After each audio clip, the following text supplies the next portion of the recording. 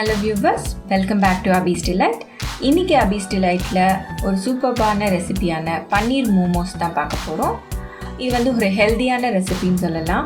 ஆனால் நம்ம கேலரிஸ் பற்றிலாம் ரொம்ப பயப்பட வேண்டாம். ஃபுல்லாக வெஜிடபிள்ஸ் பன்னீர் தான் இருக்குது அண்ட் ஸ்டீம்டு கூட இது.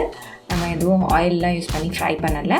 உங்களுக்கு சப்போஸ் ஃப்ரைட் மோமோஸ் வேணும்னா நீங்கள் இதை ஸ்டீம் பண்ணி எடுத்துகிட்டு கூட ஃப்ரை பண்ணிக்கலாம். ஆல்ரெடி நம்மளோட சேனலில் சிக்கன் மோமோஸ் வித் மோமோஸ் சட்னி பண்ணியிருக்கோம். அதுக்கான லிங்க் நான் டிஸ்கிரிப்ஷன் பாக்ஸில் கொடுத்துருக்கேன், செக் பண்ணிக்கோங்க மோமோஸ் சட்னிக்காக. நீங்கள் நம்ம சேனலை ஃபர்ஸ்ட் டைம் பார்க்குறீங்கன்னா நம்ம சேனலை சப்ஸ்கிரைப் பண்ணிக்கோங்க. அப்போ தானே போடுற எல்லா ரெசிபீஸையும் நீங்கள் பார்க்க முடியும். இப்போ பன்னீர் மோமோஸ் எப்படி சேர்த்து பார்க்கலாம் வாங்க. ஒரு பவுலில் 250 கிராம் மைதா எடுத்திருக்கேன், 1/4 கிலோ மைதா. ஸோ அதில் உப்பு ஒரு 1/2 டீஸ்பூன் சேர்த்துக்கோங்க. இது ரெண்டுத்தையும் நல்லா மிக்ஸ் பண்ணிடுங்க. நீங்கள் மைதாக்கு பதிலாக கோதுமை மாவு கூட யூஸ் பண்ணி செய்யலாம். இப்போ தேவையான அளவுக்கு தண்ணி விட்டு இதை ஒரு சப்பாத்தி மாவு மாதிரி பிசைஞ்சிக்கோங்க. இந்த டோ ரொம்ப ஸ்டிக்கியாக இருக்கக்கூடாது. ரொம்ப ஸ்டிக்கியாக இருந்ததுன்னா ரொம்ப திக்கான இதுவாக தான் உருட்ட முடியும். ஸோ அப்படி இருந்ததுன்னா உங்களுக்கு ஃபில்லிங்கோட டேஸ்ட் தெரியாது, ஜஸ்ட் மாவு சாப்பிட்ற மாதிரி இருக்கும். ஸோ இது தேவையான அளவுக்கு தண்ணி விட்டு ஸ்டிக்கியாக இல்லாமல் கொஞ்சம் டைட்டான டோவாக, ஆனால் நல்லா கொஞ்சம் சாஃப்டாக இருக்க மாதிரி திரட்டிக்கோங்க. இந்த அளவுக்கு இதை பிசைஞ்சு வச்சுக்கோங்க.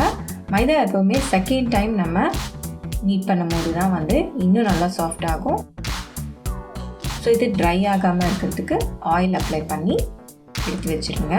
இது நல்லா கொஞ்ச நேரம் அப்படி இருக்கட்டும்.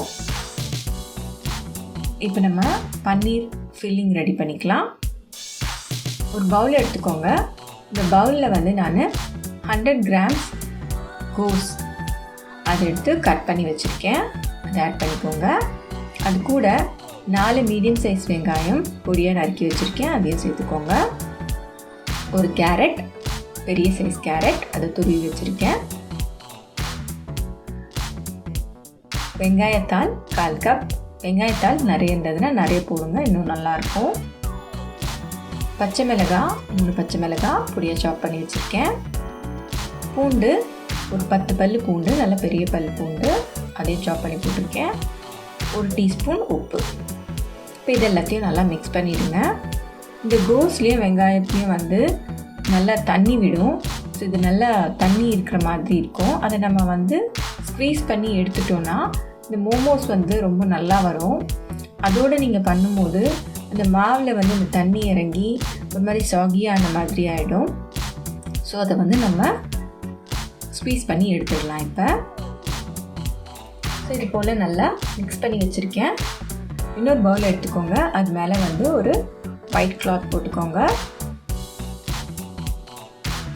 அதில் நம்ம மிக்ஸ் பண்ணி வச்சுருக்க வெஜ்ஜீஸ் எல்லாத்தையும் அதில் போட்டுருங்க. இப்போ வரைக்கும் நம்ம பன்னீர் ஆட் பண்ணலை, இதுக்கப்புறம் தான் ஆட் பண்ண போகிறோம். ஸோ இப்போ இதை எடுத்து நல்லா ஸ்க்வீஸ் பண்ணுங்கள். பார்த்தீங்கன்னா தெரியும் இதுலேருந்து எவ்வளோ தண்ணி வருது பாருங்கள். இதோடு நம்ம போட்டோன்னா நீங்கள் செஞ்சு வச்சுருக்கும் போதே மோமோஸ் ஊறின மாதிரி ஆகிடும். உங்களுக்கு கரெக்டான ஃபினிஷ் கிடைக்காது. அதுக்காக தான் இந்த தண்ணியை எடுத்துடுங்க. தண்ணியை ஃபில்டர் பண்ணிவிட்டு இதை இன்னொரு பவுலில் போட்டு வச்சுக்கோங்க. 1 கப் பன்னீர் நல்லா கிரேட் பண்ணி வச்சுருக்கேன், அதையும் சேர்த்துக்கோங்க. அது கூட 1 டீஸ்பூன் மிளகுத்தூள்,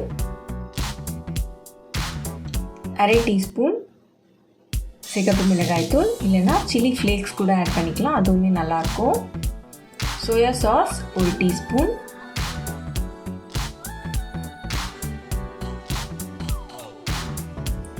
ஆயில் 2 டீஸ்பூன்.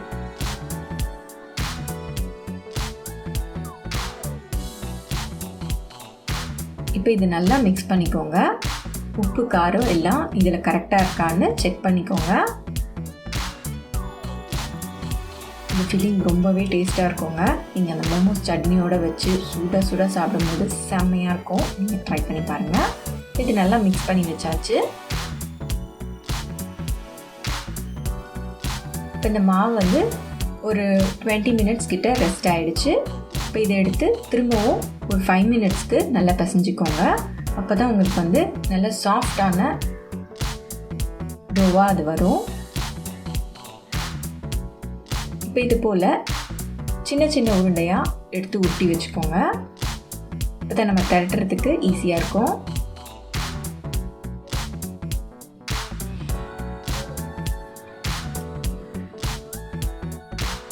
இது போல் உருட்டினதுக்கப்புறமா இந்த மாதிரி திரட்டிக்கோங்க. எல்லாத்தையும் இதே போல் சின்ன சின்ன ரவுண்ட் ஷேப்பாக திரட்டி வச்சுக்கோங்க. கொஞ்சம் மெலிசாக இருக்கணும். இப்போ இது உள்ள ஃபில்லிங் வச்சுட்டு ஃபோல்ட் பண்ணிகிட்டே வாங்க. ஃபோல்ட் பண்ணிவிட்டு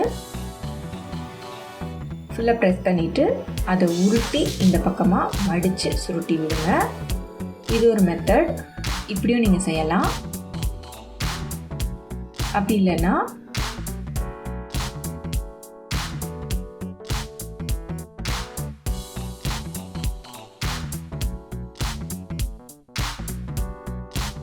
இது போல் ஃபோல்ட் பண்ணிகிட்டே வாங்க. மடிச்சிட்டு இன்னொரு ஆஃபை வந்து இந்த பக்கமாக ஆப்போசிட் சைடில் நல்லா ப்ரெஸ் பண்ணி விட்டுருங்க. இந்த கார்னர்ஸ் எல்லாம் நல்லா டைட்டாக ப்ரெஸ் பண்ணிவிடுங்க.